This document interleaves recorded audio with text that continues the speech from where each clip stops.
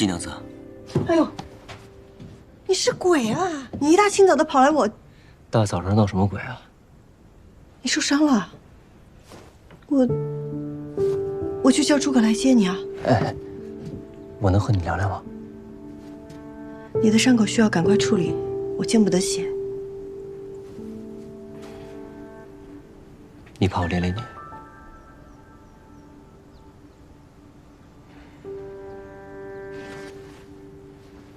叨扰了。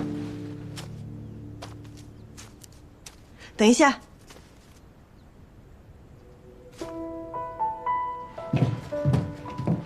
最好你惹的不是什么大麻烦，不然我把你丢到江里喂鱼。等着。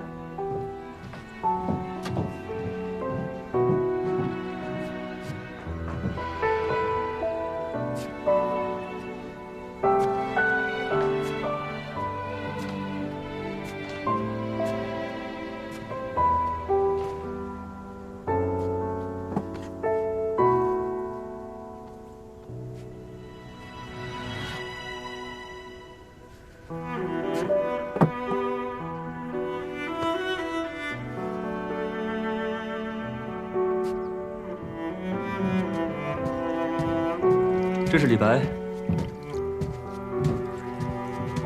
你让我说那些蜀地人名时，便想到用来做这个了。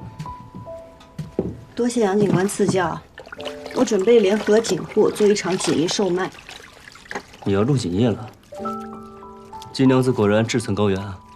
我们家以前本来就是织锦的。你来这边坐。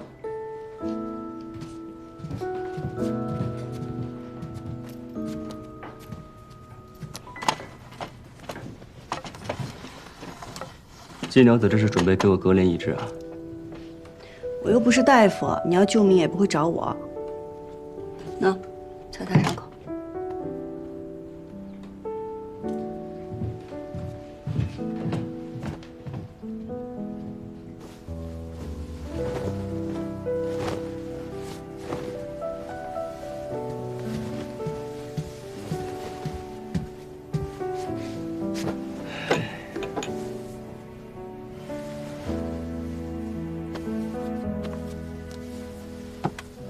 你看起来心情很不好，可是因为打输了。我看着像输不起的人吗？那得看输的是什么。季娘子认为什么不能输？对我来说，是家人和信念。还记得初入江湖的时候，爱就是爱，恨就是恨。谁若敢在我面前伤天害理，便要先问过我的剑。可如今做了官，却都不一样了，似乎没有了黑白，也没有了善恶。你若想把恶鬼从地狱里面揪出来，就得自己先到地狱里去滚一遭。我都这样厌恶了，我师父那么爱干净的一个老头，又是怎么忍下来的？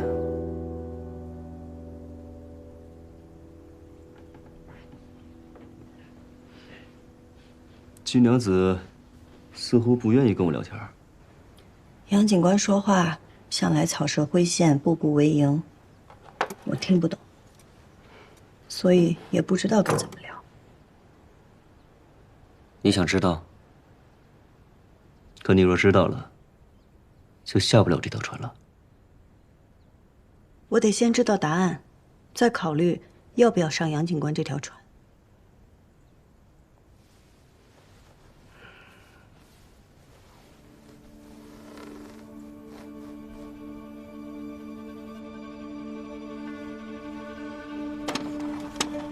那你看看这个。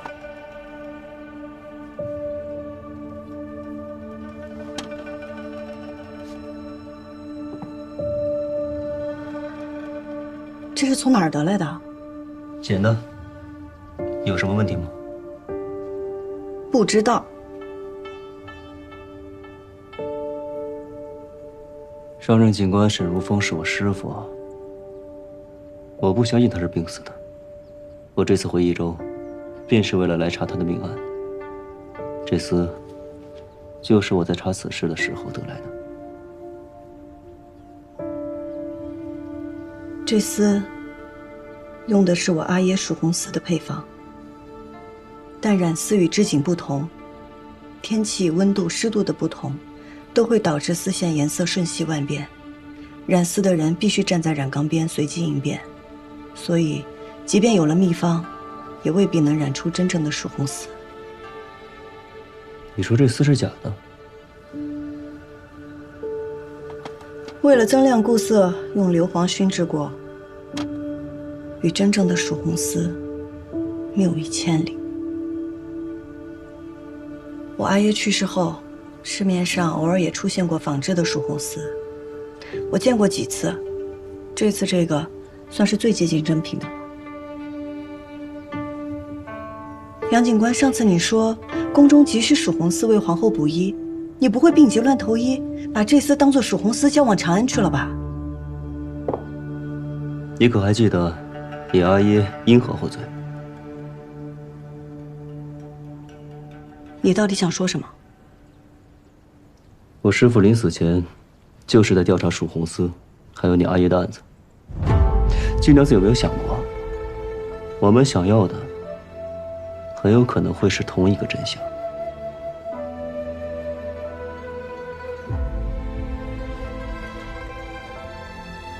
原来这才是杨警官今日来找我的目的。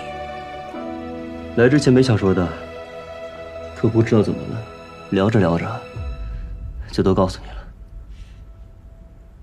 你不相信我？来日方长，我会让你相信我的。不过现下，还劳烦季娘子伸出援手，帮我系一下这个布条。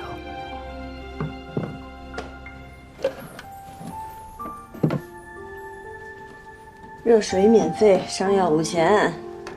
要钱没有，要命一条。来，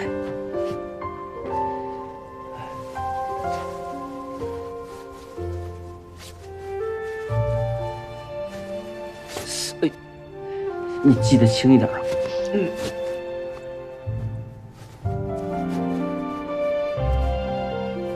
季娘子这手劲够大的。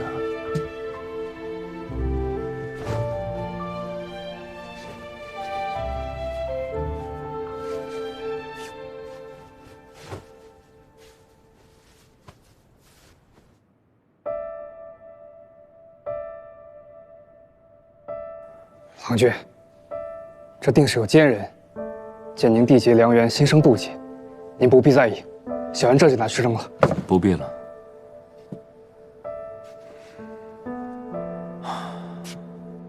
薄情寡性，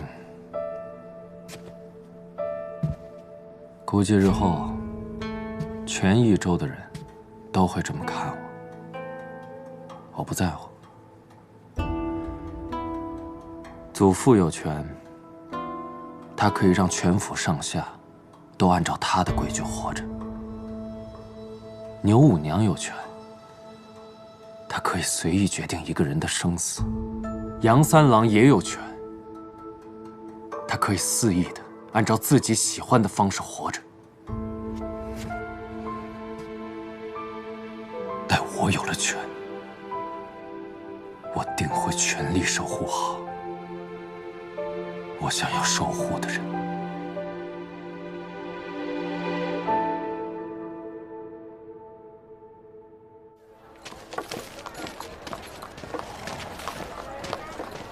那厮不能往宫里献。现如今你把这假的都送到了长安，就必须得承认它是真的。牛五娘就是想用这贾蜀红，将你捆成一根绳上的蚂蚱呀！不送，他怎么会放过我们？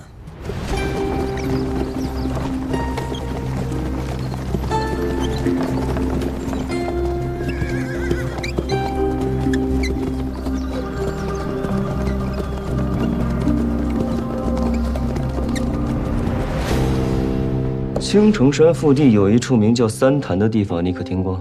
听说过。找人去那附近找找，尤其是在路过有蓝色野花的地方。你之前去过哪里？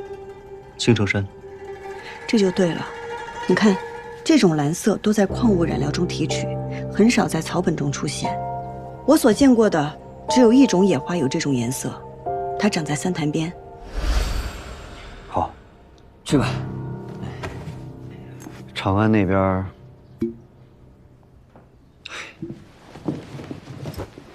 杨三郎，你这是在赌命啊！你怕我死啊？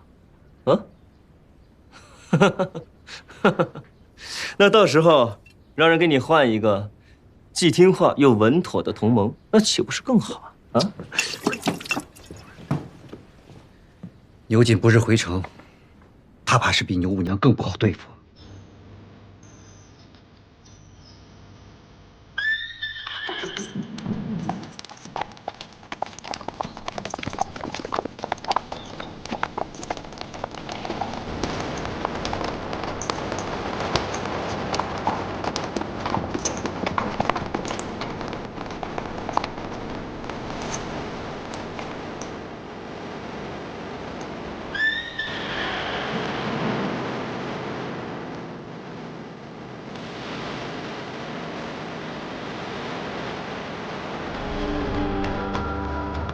欢迎牛将军回场。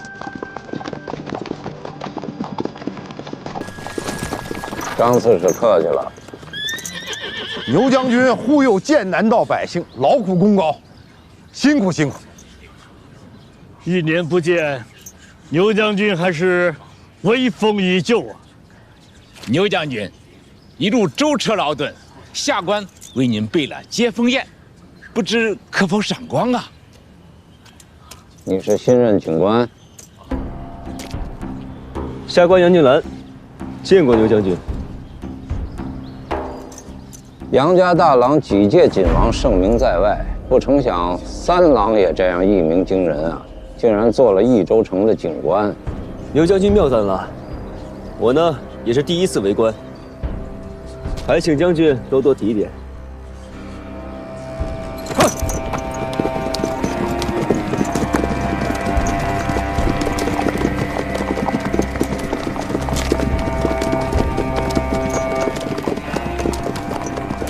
牛副都督此人虽非善类，但到底这益州城是节度使的益州城。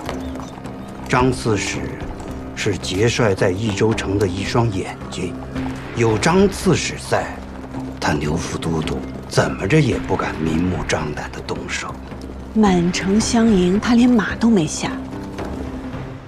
刘瑾手握兵权，战功累累，是节帅手下第1员猛将，他自然不把任何人放在眼里。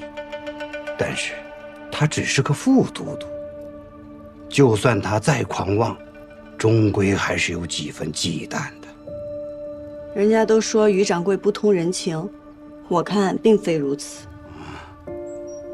人情是要给有人性的人做，没有人性，哼，我理他做什么？多谢于掌柜夸赞。您今日约我在此，可是那些衣服做好了？啊，那衣服就在对门的铺子里。晚些时候，请季娘子衣冠。季娘子这些好主意，跟谁合作，对方都会欣然接受的。为何找我于家呢？飞花会刚刚成立，有名气而无底蕴，和大景户同盟自然是最好的。于掌柜为人正直，人心宽厚，自是殷殷首选。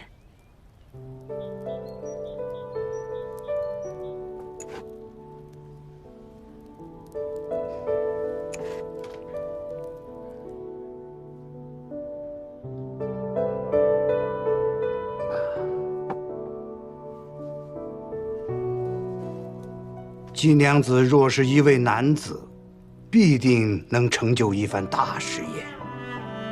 千秋万载，城市的女子亦不少。有八卿，有卓文君，还有武皇，哦，还有女娲。人是女娲造的，说明本就是女子造了这世间。阿翁眼浅了。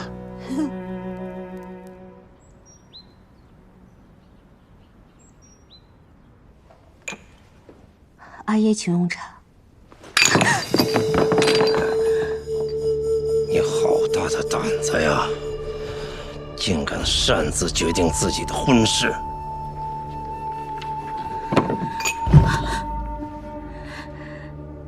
这没你的事儿，还不下去？是。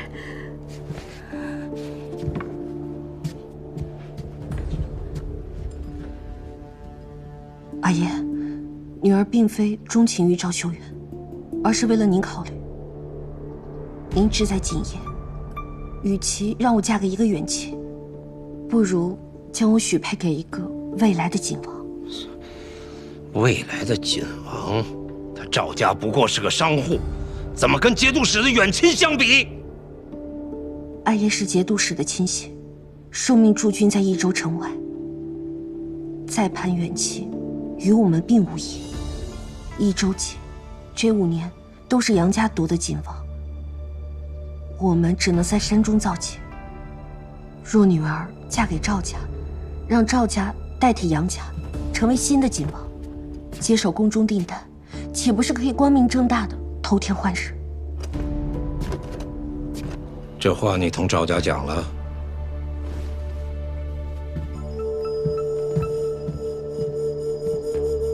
待女儿嫁入赵家，成为一家人，一荣俱荣，一损俱损，这个道理，我想他们会明白。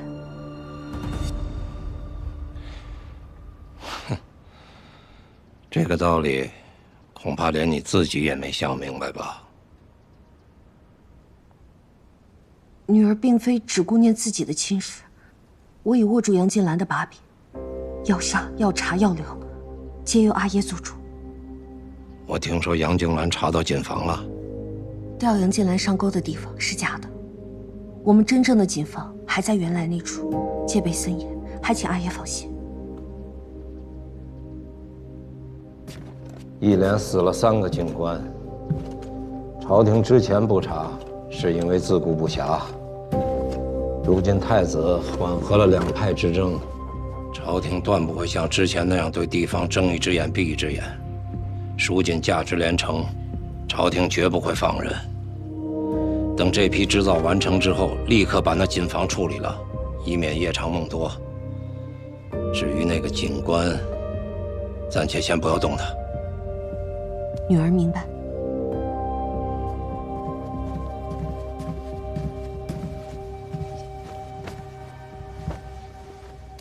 小婿，拜见丈人。你怎么来了？五娘遣人告知将军回来了，让我前来拜见。他要不说，你就不来了是吗？小婿身份低微，怕独自前来会冒犯了丈人。你叫他来做什么？有一重务，我想请您一官。再召2郎君来，也是让他看看我的嫁妆。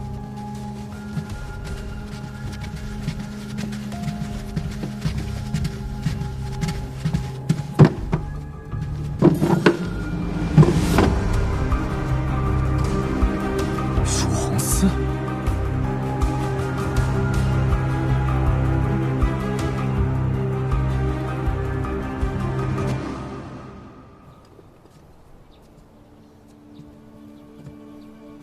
方才郎君在我阿耶面前不卑不亢，进退得宜。看来郎君是想通了。我只是尽一个丈夫和女婿应有的礼数罢了。郎君适应得这样快，倒是令我有一丝后怕。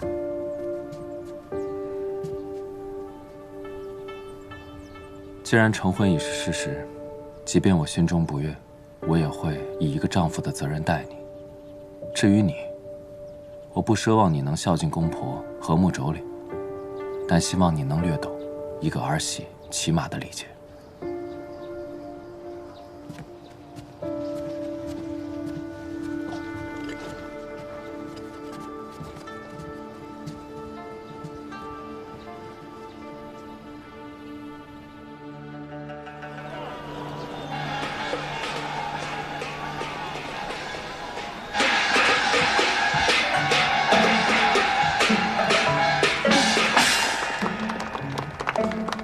诸位街坊乡亲们，少林爷老曾言：“小看红湿处，花重锦官城”，道出了我们蜀锦的风流灿烂。前不久，我们飞花会借青莲居士、女教书等名士才女的诗词，挥发灵感，与余家锦合作，做成10种华服。今日与大家共赏。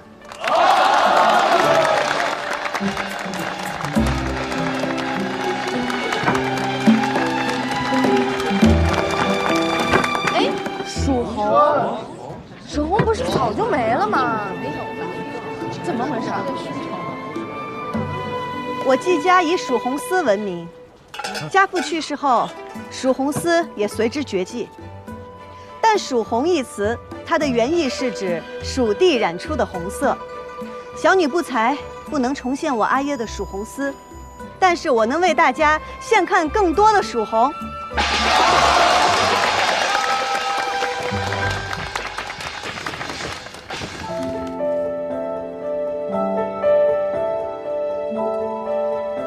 此衣名唤山花蔓，是用朱颜驼、绯色、水红3色混合而织就。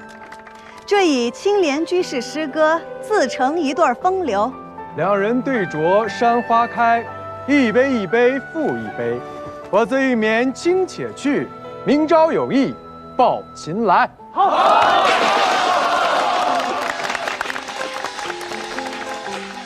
此衣名唤九霞，留银红做主色，丁香和橘红为配色，乃是取自女教书的诗词。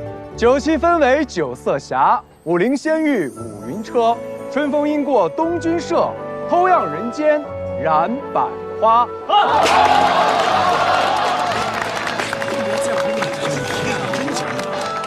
诸位，接下来为大家奉上《虞美人》。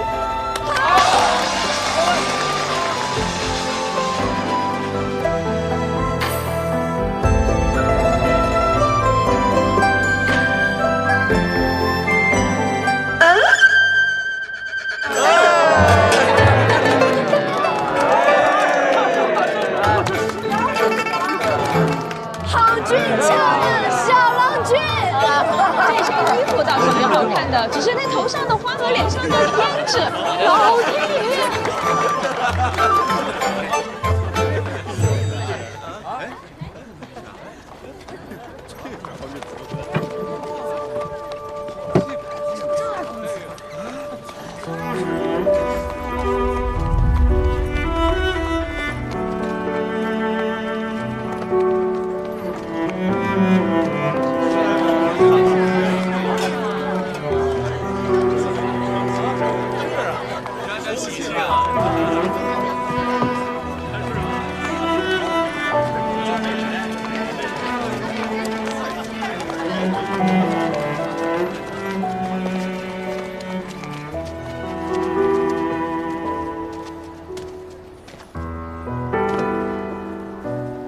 这是赵家的迎亲队，莫要挡道，速速让开。哎呦，你们赵家真了不起！这么说，整条街道都是你们家开的喽？就是，先来后到这个道理懂不懂啊？你们不懂，3岁的小孩都懂。就是，你们要是再不让开，就别怪我不客气。哟，千万别客气！来，怎么不客气啊？你想怎么不客气啊？不客气，给来呀！来呀！怎么样？怎么样？怎么样？你想怎么样？你说怎么样？你想怎么样？你告诉我怎么样？怎么样？怎么样？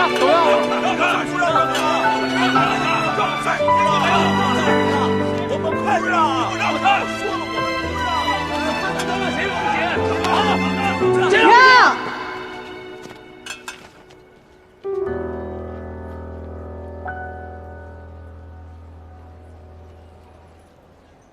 今日是赵二郎君的大婚之日，我们让一让，又有何妨？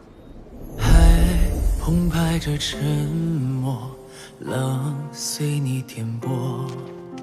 让路可以，但是这份热闹不能让。我给你们舞一段。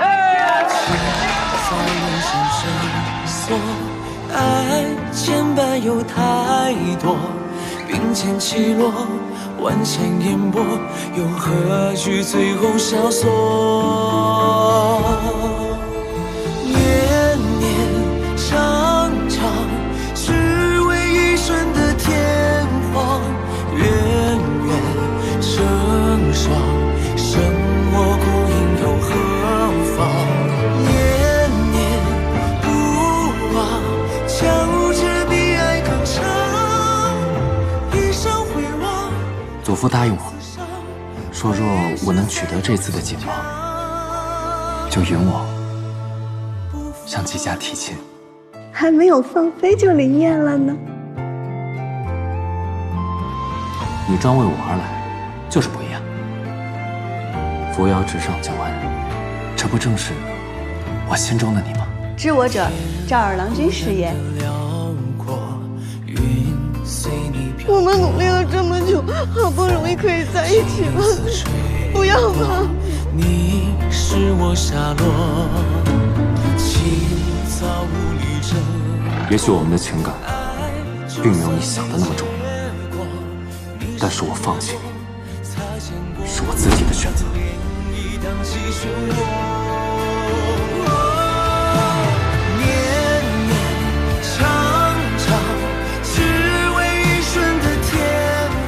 黄旗接待，代代相传。撒古豆第3上，一打龙华富贵，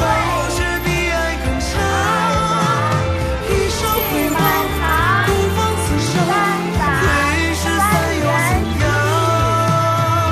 四打龙凤呈祥，5撒五子拜相。张四师， 6撒六合同春，7撒您怎么也来了？夫妻偕老。牛将军在此，谁敢不来呀？你看看，这半个益州城的权贵不都到了吗10撒十全大吉。心腹马鞍平秤过，称心如意，世代平安。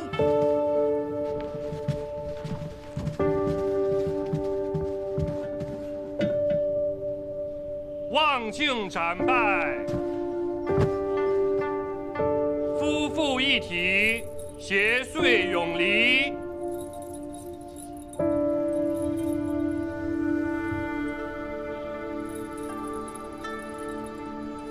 束带结凝妆，牵绳入洞房。好了，这里不用你了，下去吧。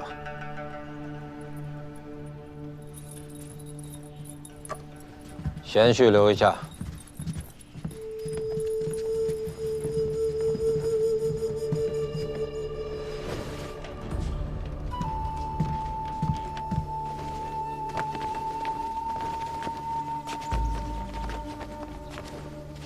给刘将军报喜。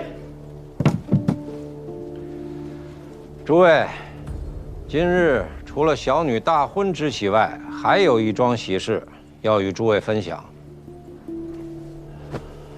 哎，诸位坐吧。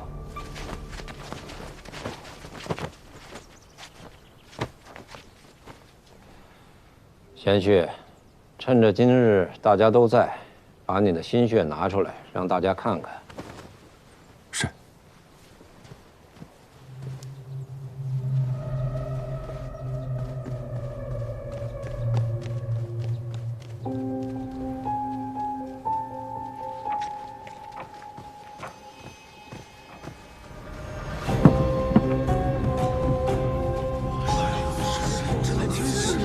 简直不可思议！这上头如此神秘，我没看错。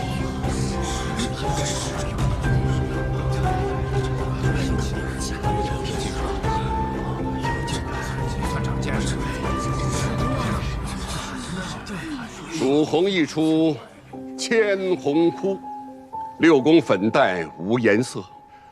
可惜，自季归南获罪身死，蜀红也自此绝迹。多年来，我赵家儿孙们立志重现蜀红的风采。皇天不负有心人，吾孙赵修元也是赵家的未来家主，终于研制出了这能让千红枯竭的蜀红。这赵二郎不是织锦的吗？怎么还学会染丝了？难道他跟那个金英英他们俩这？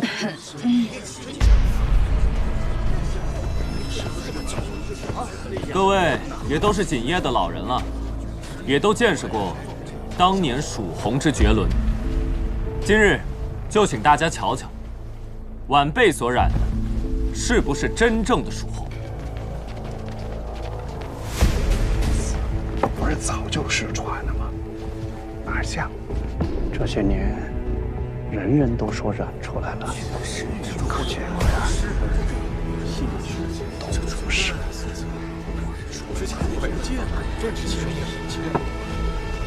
传记士兄妹速来赏丝！哎，赶紧，把今天赚的钱数数，我们跟于家46分成。行，46分成。哎呦，今天可真没少赚。不好了，赵修元染出了蜀红丝。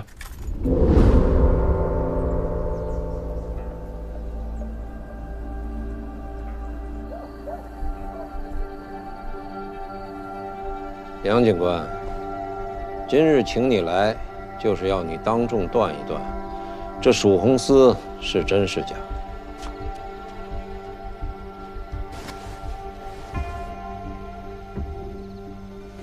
牛将军，这蜀红丝真假肉眼难断，但下官记得，当年蜀红丝过碱水而不褪色，是真是假，一验便知。上碱水。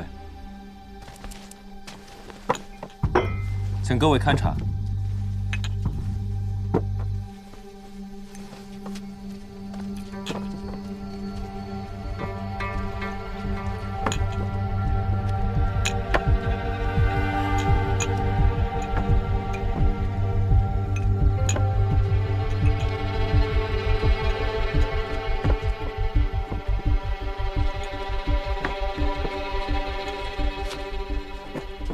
恭贺赵二郎重现蜀红丝。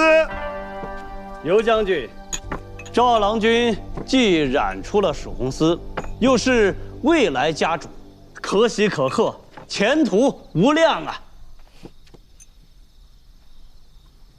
杨警官，这蜀红丝，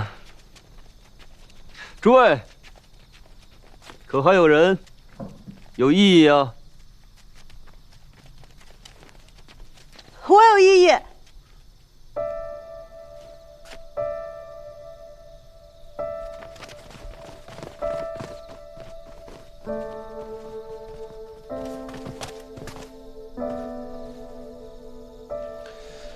季娘子来的正好，看看与你阿耶的蜀红丝有何区别呀？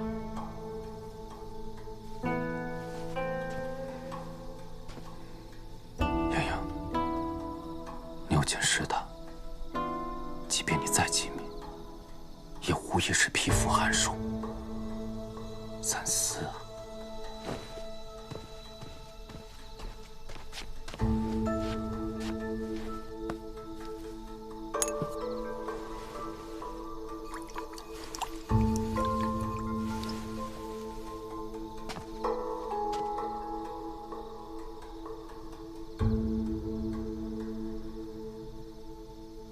这丝颜色不对，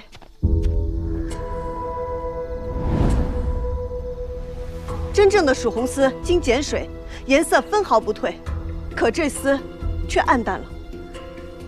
诸位可以仔细辨别手中红丝，若是以前的红有10分，那如今便只有7分。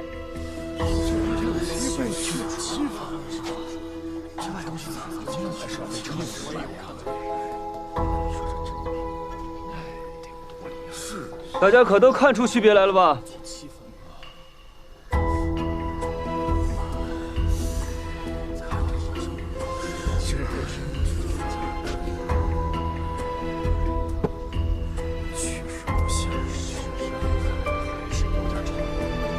延续，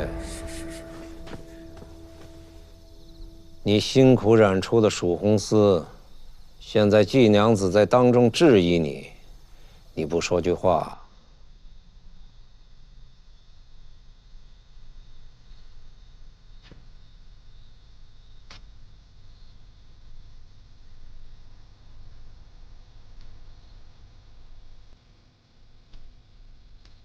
众所周知，蜀红丝是季伯父所独创，自家阿爷所创的丝，失传多年，却被他人所染。他一时间难以接受，可以理解。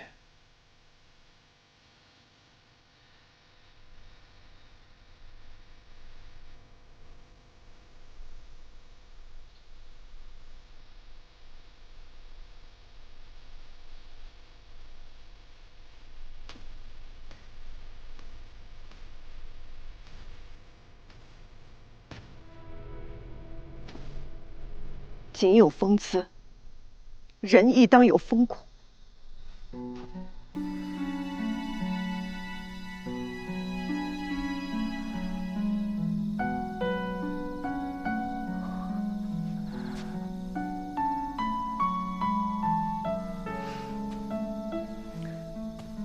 今日我便不信，在场只有我季莺莺一人能看出这丝褪色，在座的诸位都是以锦为生之人，辨色能力远超常人。今日是非黑白，均在诸位一身。我恳求诸位仔细辨别手中红丝，看看是否真的丝毫不差。诸位，此事关乎蜀锦技艺，倘若这千秋蜀锦仅凭一家之言，怕是也走不到今天。还请诸位三思，恳请诸位直言呐！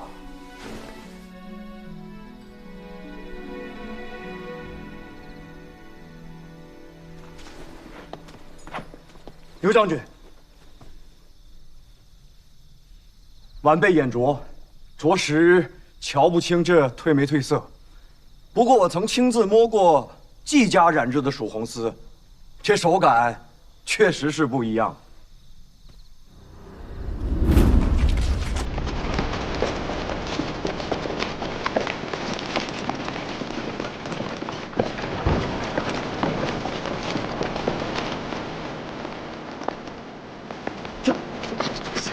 行。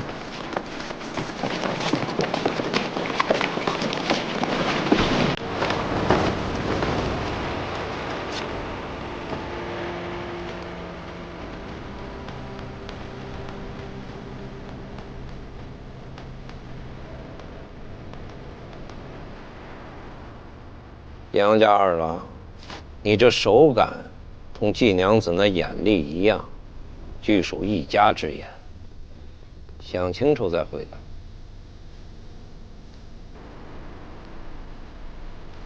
哎，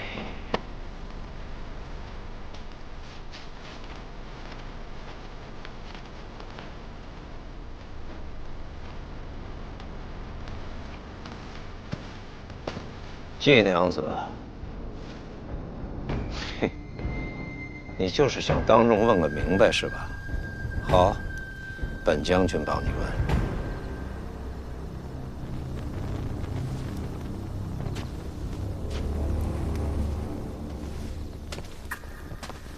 杨夫人，这可是蜀红丝啊！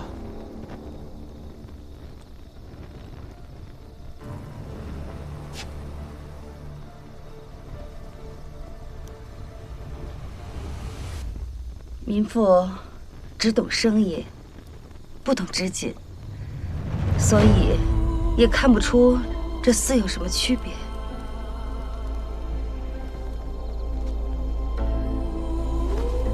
孙掌柜，你说是蜀红丝吗？自然，自然。王掌柜说，千真万确，这确实就是蜀红丝。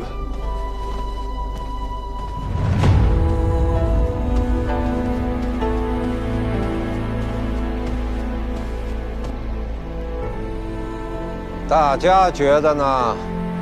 确实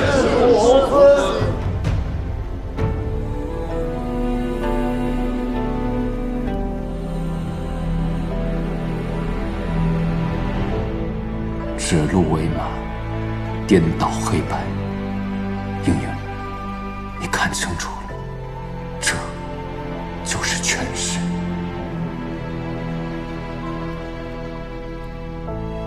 金娘子，既然大家都觉得是，你又何必自欺？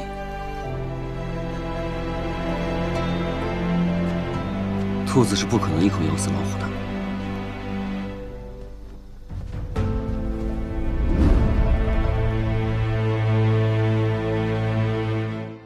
落英缤纷过，跌进尘埃，却在尘埃中开花结果。浣花溪畔的粉末，牵引飞花指尖落。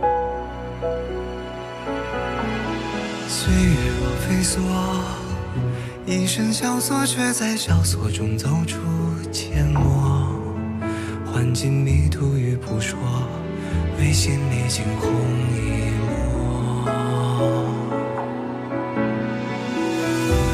如何用最渺小的你我，支撑最人生锁，去证明那翱翔绯色是我。红色如诗月，红似无言，深埋岁月的思念，将爱恨投索万千年，呈现曾经落尾的执念。红色如火焰，红丝如烟，踏过千山也未眠。爱在风中破了茧，于人世间绽放最红的颜。红色如诗月，红似无言，深埋岁月的思念，将爱恨投索万千年，呈现曾经落尾的执念。红色如火焰，红丝如烟，踏过千山也未眠。爱在风中破了茧，于人世间绽放最红的